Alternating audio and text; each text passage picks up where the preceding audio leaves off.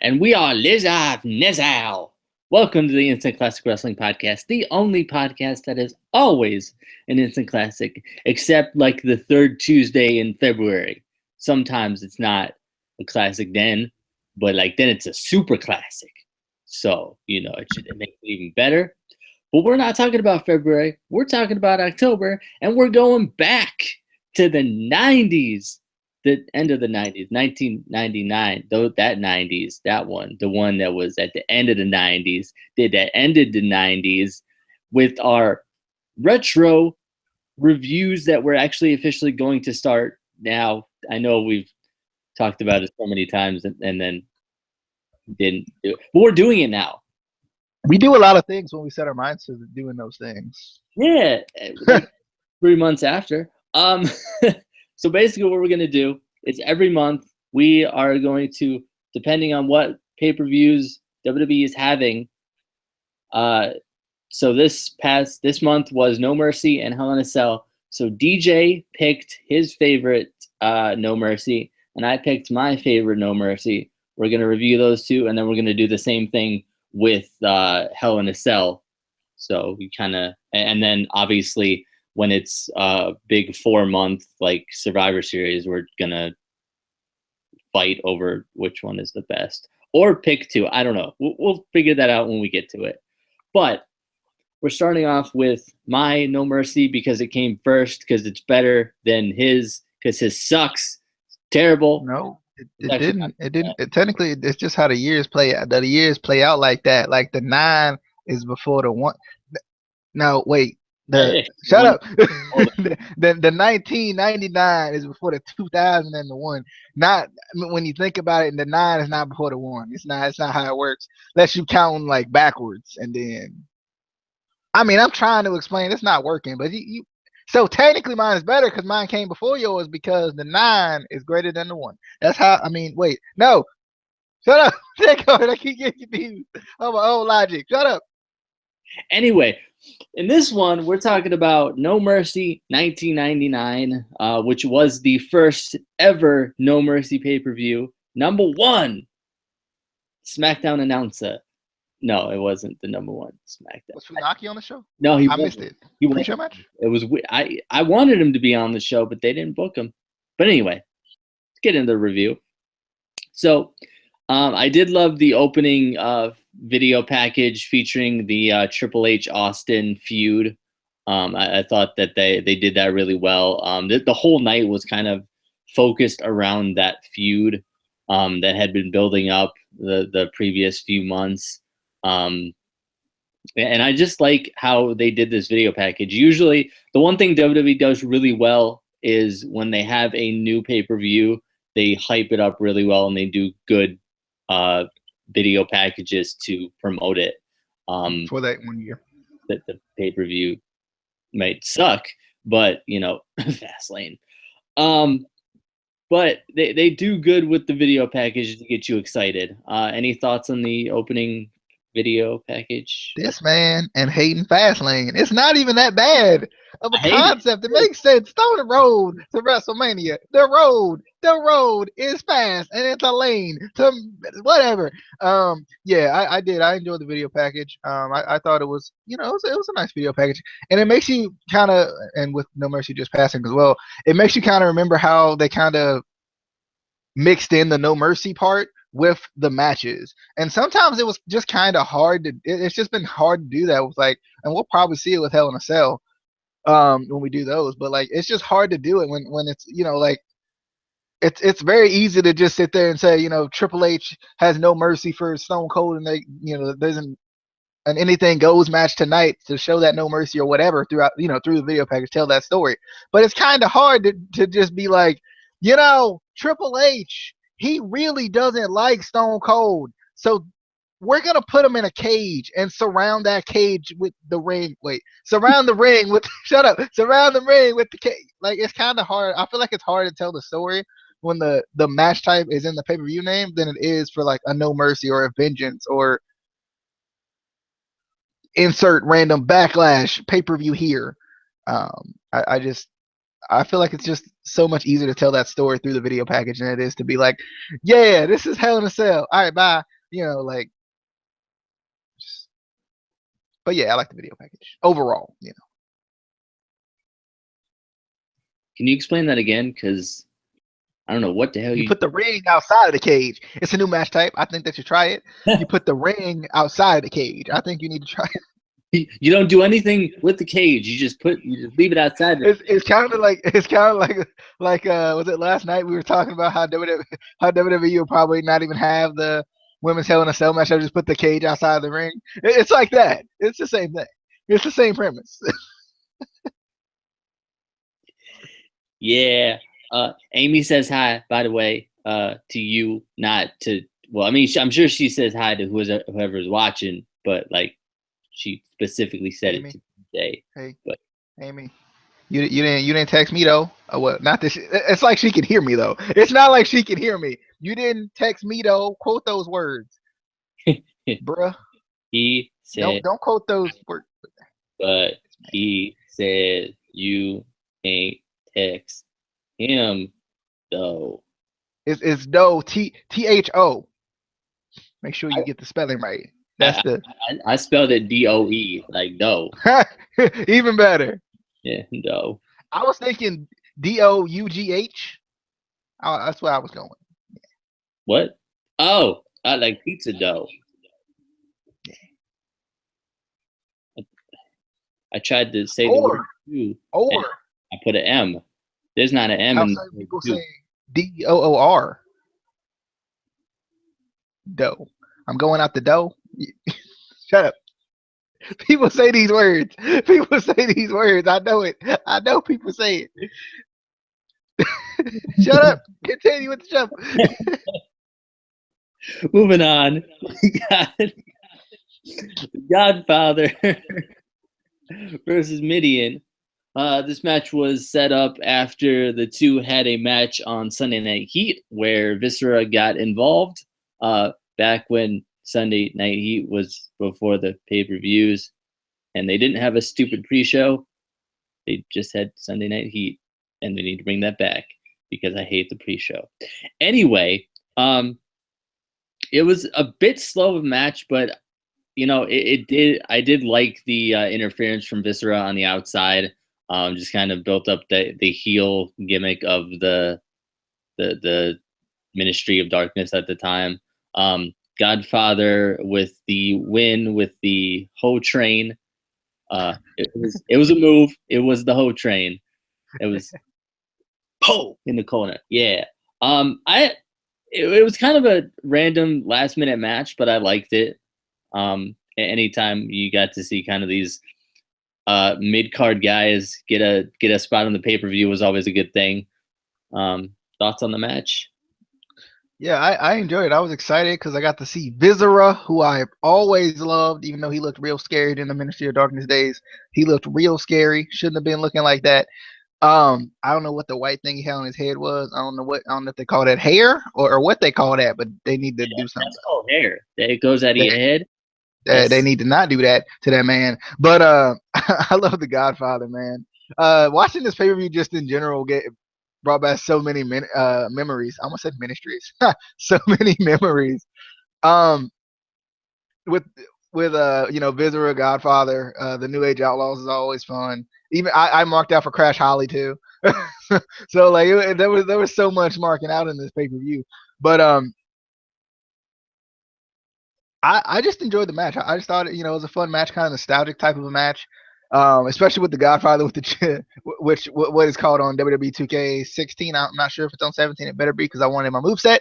I think they call it the choo choo splash in the corner or the locomotive splash in the corner. I used to have that on my career, and it was like my favorite move. I love that move. That was one of my favorite moves on the game and just in general. But just a good match. I just enjoyed it. It's just. Can we get into the second match? Can we skip the second match? We can't. We can't. We should. It was in the show. We had the WWF Women's Championship match. # give women a chance, man. I'm telling you. The Fabulous Lola versus Ivory. Bruh. You heard right. Fabulous Moolah versus Ivory. Ivory did the single worst suicide dive I have ever seen. She went through the ropes and just plopped. Just didn't even. There was like the trajectory just ended. Like just The trajectory was so bad he couldn't even say it. That's how bad. Like her trajectory. You know how it would. I don't understand how she just stopped she stopped midair and just fell. But didn't like wasn't it Dean Ambrose who did that just recently? I think we just happened to watch this pay-per-view and Dean Ambrose, I think it was Dean Ambrose. I can't remember off the top of my head who it was. But it was someone who failed in a recent suicide dive attempt. And we were like, that, they're about the same. I don't remember who that was, but I remember Ivory with the suicide. Muma gets the roll-up victory. I think I at this point I didn't care. To win the women's title. And talk about this match. Bruh. And God rest her soul. But at this point, Lola was so old. She couldn't barely move. Like, I was watching her in this match, her trying to get from one move to the next. Oh my God, it was so bad. I was like, they really did this? Like, I get it, but they did this a lot. I don't think, you guys don't understand how much Moolah was in the ring past her prime. If you're a young fan, I don't remember her being this bad, but this match was just real bad. It could have been worse. It could have been Mae Young. Yeah, it could. I guess. At least Mae Young got the Bronco Buster going for her, But the almost Bronco Buster. But yeah, Ivory, greatest suicide dive of all time. I think she should try it again. See how far she gets next time. I was like, this is something. I think I sent a snap to Amy when I was watching this. I was like, I didn't say this because I'm thinking about it now. I should have been like, hashtag give women's wrestling a chance or something. just with that match. But oh God. Oh, it was bad. And they let Mae Young, not Mae Young, but Moolah win, who I would have rather had Mae Young win. I mean, she did give birth to her hand, so, she got the credentials, But I just credentials. I don't know what I watched. Yeah, so match of the night, obviously, clearly was the match of the. Let's move on to a different match. Literally any match on this card would have been better than that. The New Age Outlaws versus the Hollies. I miss the Hollies. I really do. I love this match though. Great storytelling and heel work by the Hollies. The Hollies win via DQ when Hardcore Holly threw in a chair and Billy Gunn unintentionally delivered the famouser on the chair to crash. I like that. I kind of like that ending, kind of unintentionally kind of getting disqualified, not realizing it. It definitely built up the Hollies heel heat more. But I like both of these teams. They were good. The super heavyweight Crash Holly.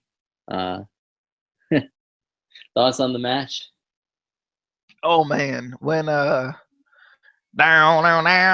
Oh man, that once that hit, I was like into this pay-per-view for like the rest of my life. When I heard freaking Road Dogg music hit, I was like, yeah. I was saying the whole spiel with him. It was just great to go back and watch Road Dogg, especially like in his prime. Welcome to the Doghouse, all that stuff. Freaking, it was just so amazing how over they were. And obviously it was Road Dogg doing most of the talking, but and it's kind of interesting, because we've always compared Enzo and Cass to them, and it is interesting. But I've always wondered how, um, even though Road Dogg practically said the same thing for the most part, how they kept it fresh. And it may be just today's wrestling fan just being terribly impatient, because like Road Dogg, I don't remember like him saying very like changing it up that much. He kind of just did his own, did his thing, and the fans just like ate it up. But like with Enzo and Cass, like people love it, but then people get tired of it, right? Like I don't think you ever got tired of the New Age Outlaw. So I don't know if that's like the impatient fan in like the entire world or what. Like, but I don't. See, like I was thinking about that too because I grew up in this era with the New Age Outlaws and them doing pretty much the same things, changing up a little bit every week. And I'm not really tired of Enzo and Cass yet. They have recycled a few of their, promos, which kind of gets annoying. Except for which one was it? The pizza one? That was the greatest one of all time. You want some pizza? That one. But like until they started recycling them a little bit, I was still into it. It was basically the same thing, but they would change it up a little bit, and I didn't have a problem with it. But like I said, I came from the era where we had the New Age Outlaws, and kind of if it's not broke, don't fix it. If it works, do it. Moving on though to oh god, this match.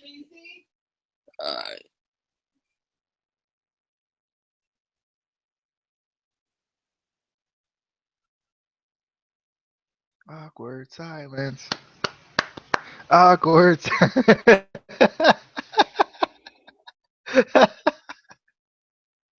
Sorry about that. I had to. But there was people. I can't see Mama. She might be gone by now. Darn it. It's not. Anyway, we had the Intercontinental Championship Good Housekeeping match. Yeah. Jeff Jarrett versus Chyna. This is one of the most ridiculous match types ever. Why didn't they not put this in a video game? I think this needs to be put in the video game. Also, Miss Kitty was in this match, and okay. But anyway, other than that, just why? I did like the reverse decision at the end because Jeff used the championship belt, which was illegal in this match, not being a household item. I kind of like that. That was kind of smart on WWE's or WWF at the time, I think, their point. And the one thing that confused me about this show, and I don't know if you picked up on this, but in this match, Chyna is the face. Triple H is a heel, but they're together. What? Wait, what? Logic has never really been WWE strong suit. It's true. That is true. Thoughts on the Good Housekeeping match? Well, I guess it's kind of like Carmella and Enzo and Cass at that point. Yeah. That weird point where we were like, Carmella's kind of heelish, but Enzo and Cass are obviously the most over faces ever. I loved this match. I love the concept of this match. Just because to me it made a lot of sense. Jeff Jarrett's been belittling women just left and right and left and right and left and right.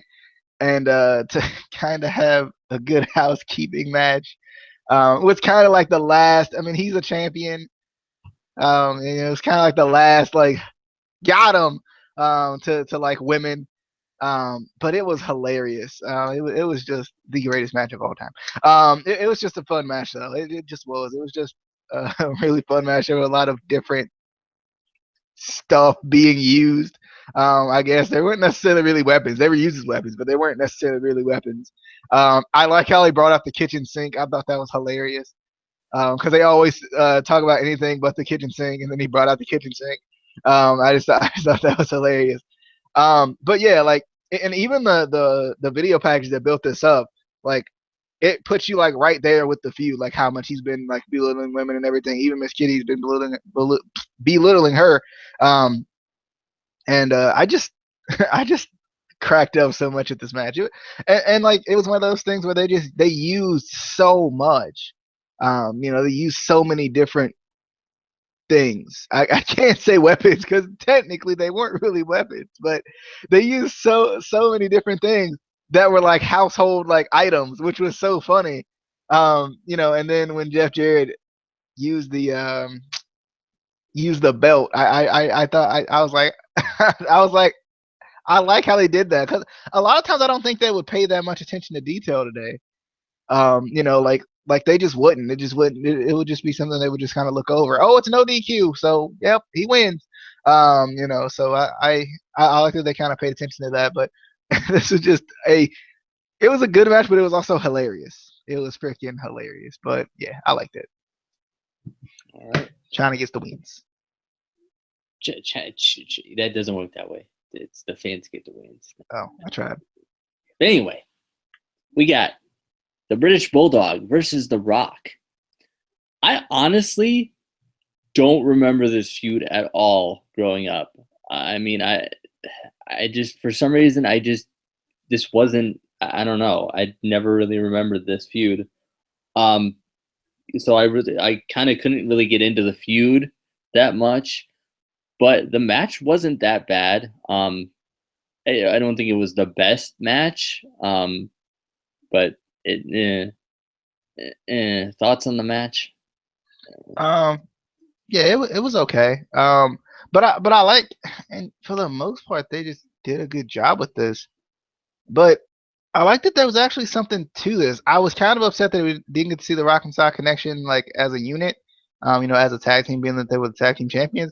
But at least there was like, it wasn't like they just split them up just because, because I feel like that happens today too. Like, which rarely ever do they not have have the titles defended, but if they were to, they wouldn't like explain it. It would just kind of be there. And at least with this, there was a reason why the British Bulldog and the Rock were going at it. But I enjoyed it. It wasn't the greatest match of all time, but it was okay. It did what what it was supposed to do. Obviously the Rock won. I'm not surprised. But I just like kind of watching Mankind and the Rock, and their little, like, just their little skits, I guess, in this one. The Val Venis thing that had me cracking up. But just a good match. It did what it was supposed to do. Yeah. So next we got the Terry Invitational Tournament Finals, the TIT Finals. It's just the initials. That's what it is. That's all that is. Ladder match. Edge and Christian versus the New Brood, Matt and Jeff Hardy, Jeff and Matt Hardy, Broken Jeff and Brother Nero, if you want to be technical. This was the first ever tag team ladder match, which was cool. I can honestly say I think this is probably one of my favorite, if not my favorite match of all time. I've watched so many different interviews with Edge and Christian and the Hardys talking about this match specifically in different spots that they did, that I kind of pick out now and kind of go, I remember they were talking about that. Yeah, that ladder was broken. Yeah.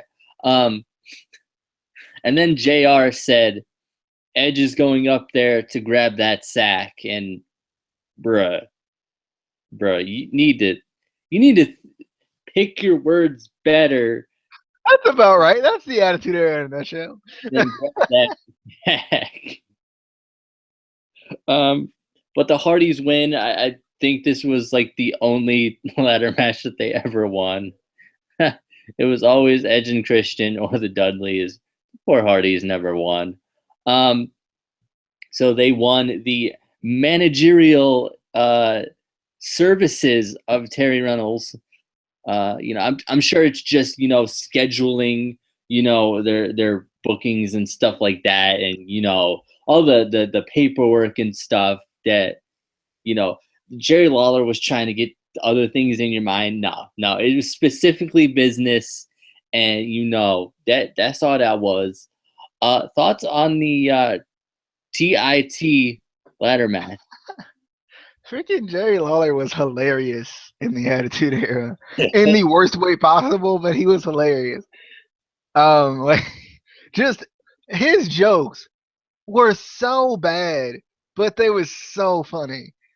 He told some of the worst jokes ever, some of the worst innuendos ever, but it was so freaking hilarious. Man, boy, how things change. Well, kind of. He's still kind of the same. He's the same, but a lot more tame now. He still does the weird, weird old grandpa type thing now, I guess, because he's getting older, I guess. But I don't know.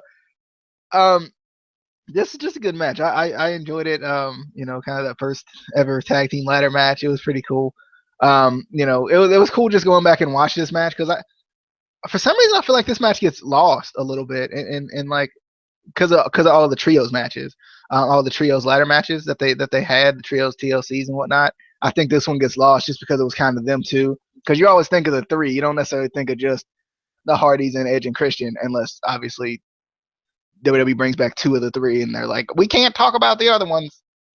Then obviously you get the two, but I just I enjoyed this match. I enjoyed a lot of the spots in this match. I always enjoyed that weird camera angle.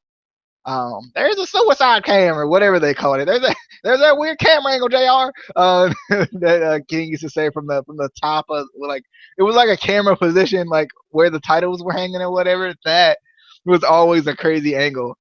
I wish they would bring it back. I just think it's a cool little angle. I don't think they really use it anymore. They don't really have a ton of ladder matches, but still, they weren't having ladder matches every week or anything. So it's not like they just had a camera just there all the time.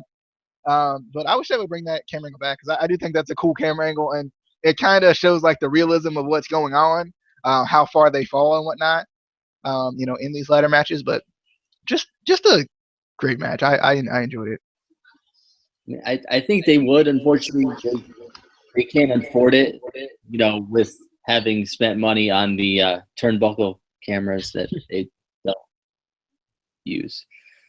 Yeah, those that they used for a week, and then they were just there and ugly, and that happened. WWE trying new things and then not trying new things. Val Venis versus Mankind was on this card though. They put on a pretty good match. I didn't think it was anything too spectacular, but Val Venis did win with the testicular claw. Typical. Yeah. Of course he did. They grabbed a man in the ding ding and he won. They grabbed the ding ding.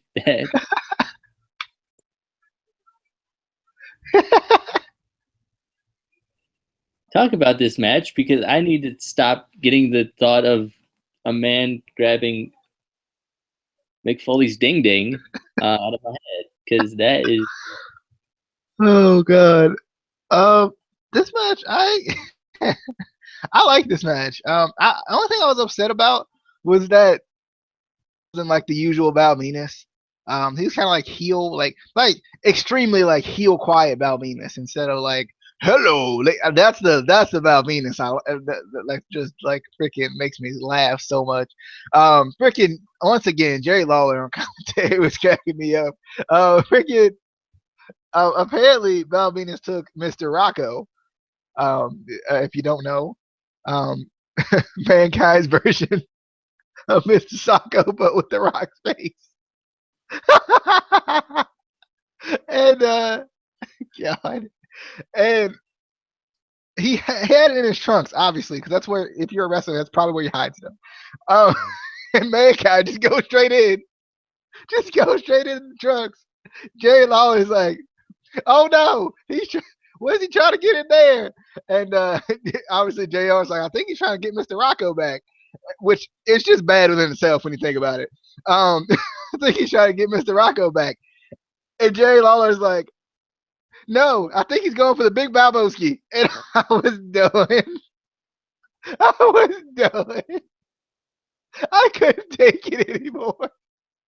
But I enjoyed this match. I did. I enjoyed this match. Freaking just such unique characters going at it in this one. If you didn't have a Mr. Socko when you were a kid, you grew up during the wrong era. Like I had a Mr. Socko when I was a kid. And or at least if you didn't like have a Mr. Socko that you just made, you have to buy it. This was easy. You just grab your whitest sock. Actually, you grab your dirtiest sock because let's be honest, Mick Foley just trying to kind of got whatever sock he could find, and you draw that face on. I remember I had one. God, Mick Foley, man, he was hilarious. Mandible Claw. So basically, in a nutshell, if she doesn't remember Mr. Socko, she's too young for you, bro. That's my motto. That's what I go by. Next, we had a Four Corners elimination match, which is actually an elimination match, because these days we're so confused. We hear elimination and it's not elimination, or survival and it's not. But this was an elimination match. We had Kane versus Xpac versus Farouk versus Bradshaw. I thought this was a very interesting match with the two teams, but every man was for himself. I loved Kane and Xpac teaming, and then I loved their feud following the teaming. But Kane eliminates Bradshaw, immediately followed by Xpac eliminating Kane. Xpac gets the win with the X Factor. Just a good match. I like that Xpac got the win, kind of being the sort of underdog in this match, I feel like. But definitely a good match. Thoughts on the match? I don't think we see enough like elimination matches. It doesn't feel like it. It seems like they had them all the time in the Attitude Era, but like now they rarely ever have them. Like I know they had one like recently on Raw not too long ago. Like when Raw first, they first did the brand split or whatever. I think they did an elimination match, if I'm not mistaken. But like they just don't have them a lot, and they definitely don't have them on pay-per-views. It doesn't feel like, which would seem to be the place where you would want to have them. Plus, it would take more time because of the elimination. What I hate about elimination matches now is that they always there's like no like gradual elimination. It's just like at the end everyone gets eliminated, pretty much. And I feel like back in the Attitude Era, that was more of like a kind of a gradual elimination. There was still a match within a match. After someone was eliminated, it wasn't like elimination 2 seconds later, elimination, and like that. But I enjoyed this match though. I was excited to see a kind of an elimination match, just because you don't really see them a lot. And it was cool that I think both of these, like all four men were like teams. Like Kane and Xpac were teams. At least they were. I don't know if they were teams at this point, but I know Xpac and Kane were a team at one point. I think probably before this. And obviously Farouk and Bradshaw were a team, but Farouk and Bradshaw had no chill against each other. Usually like the teams like work together a little bit. Nope. They just started slugging. They just started going at each other. I'm like, what? And you don't see that either. Like, you don't really see that a lot. Like you see it every once in a while. It depends on who it is. But like, and you don't even see it like you saw it here. Like Bradshaw and Farouk were nailing each other. They were not playing around. And I just kind of liked it. It kind of made the match feel like it was more important. Because even the teams were going after each other. But just a good match. I was happy to see Xpac get the win. Yeah. Loved Xpac's DX theme, by the way. Yeah. So next, we are at the main event of the evening. WWE Championship, no holds barred, no disqualification match. Stone Cold Steve Austin versus Triple H. Not that Triple H always finds a way to win, but Vince comes out and takes the sledgehammer from Triple H, and Triple H knocks Vince out. Immediately, the fight began in the entranceway, then kind of moved towards the back, or towards the crowd, I should say. Um, I, this match proves that Attitude Era Triple H is the greatest of all time. Just the greatest of all time. And DJ is always wrong. That put that in my notes specifically because he was saying something like Ruthless Aggression Triple H was better, and he wasn't. The Attitude Era Triple H was the greatest of all time. After the match, somebody, I don't know if you caught this, but somebody threw something at Triple H's hand. It looked like a can or something. But Austin attacked Triple H and fought him to the back till Triple H escaped in a waiting limousine. I just thought it was a good. It didn't really end the feud. It just kind of, there was a bit of a cliffhanger. You knew the feud was still going to go on. And I don't think we were ready for it with all the buildup that they had during this feud. With the attacks by Triple H and all that stuff, and the mind games and stuff, I kind of like that he escaped and found a way to win. Found a way to win. Yeah, found a way to win. I think he won this match, if I'm not mistaken. I don't even remember. I just remember that found a way to win. But good match. I liked this feud. Definitely was good. Thoughts on the match and Triple H finding a way to win. This was a good match. Obviously, I was cheering for Stone Cold because I didn't remember exactly who won this match. That's what I like about going back and watching these pay-per-views. Obviously, I haven't watched all of them because when I was younger, especially before the network came out, I kind of got to watch some of them. Kind of got to watch the big ones and watched every once in a while to get to watch one. But I just enjoyed this. I enjoyed the match. I like how it started outside of the ring, which makes a ton of freaking sense since it's an Anything Goes match. Why not? If the fight already started, let's just start the match. And then they fought into the crowd, which I thought was pretty cool, which, once again, kind of something you don't really see as much anymore. But yeah, I just enjoyed this match, even though Triple H won the Tango match. Like, this man, this is why I hate him. This is why. Because he shouldn't have won his match, darn it. He shouldn't. And Triple H was one of those guys. He was always one of those guys who would be just bloody. Like the man looks like he took a beating and still wins the match. And I'm like, how? but yeah, I enjoyed this match. I still think Ruthless Aggression and Triple H is better. I just think he improved so much during the Ruthless Aggression era. He improved on his promos, in my opinion. That Reign of Terror was a reign I never want to relive. And then, he was just so, unfortunately, as much as I hate to say it, he was just so good. Oh God, that hurt.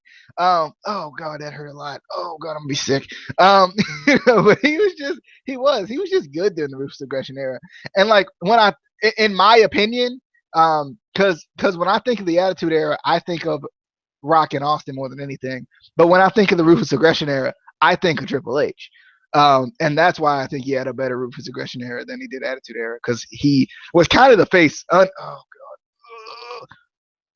He was kind of the face of that era. Oh God. He was kind of the face of that era. God bless. So bad.